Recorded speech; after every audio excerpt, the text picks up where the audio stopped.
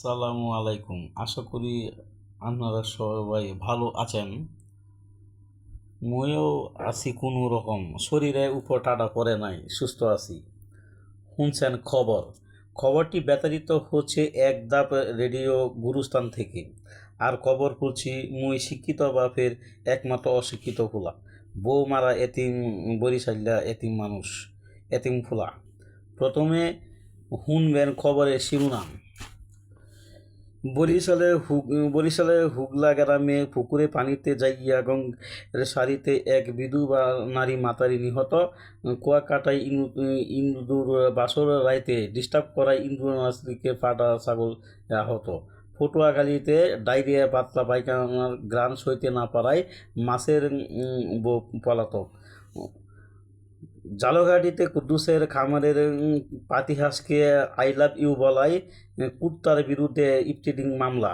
আন্তলিকে 12 বছর, টিকটিকিকে ধর্ষণের দায়।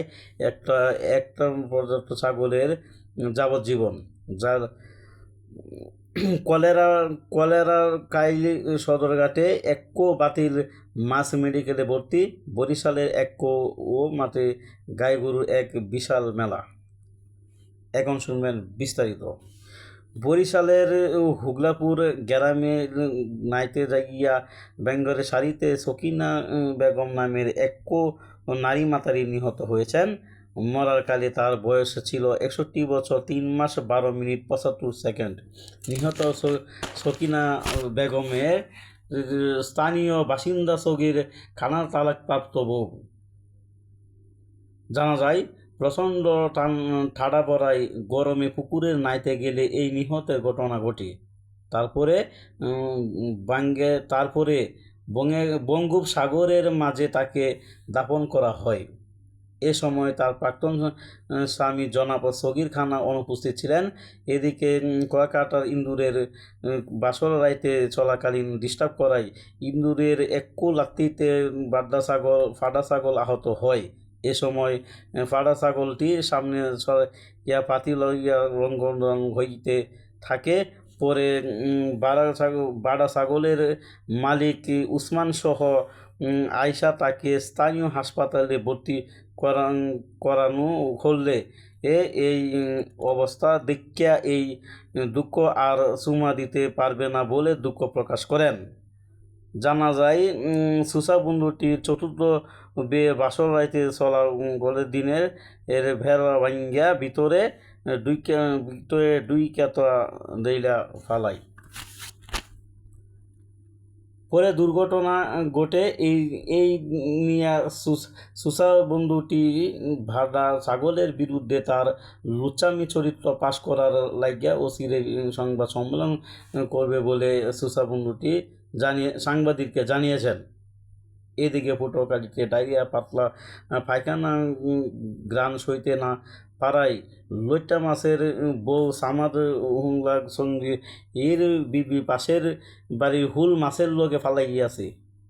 এই লইট্টা মাছ দুই বাড়ি স্বর্ণগরের লাল রঙের প্রিন্টের ব্লাউজে নগদ 250 টাকা লইয়া ফলাইয়া যায়।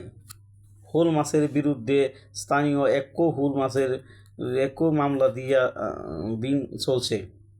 এদিকে ঝালকাঠিতে কুদ্দুসের খামারে এক্কো পাতিহাসকে আই লাভ ইউ বলায় পাশের বাড়ির সুখে মানুষের নারী বক্তার বিরুদ্ধে এক্কো টিজিং মামলা করছে কুদ্দুস।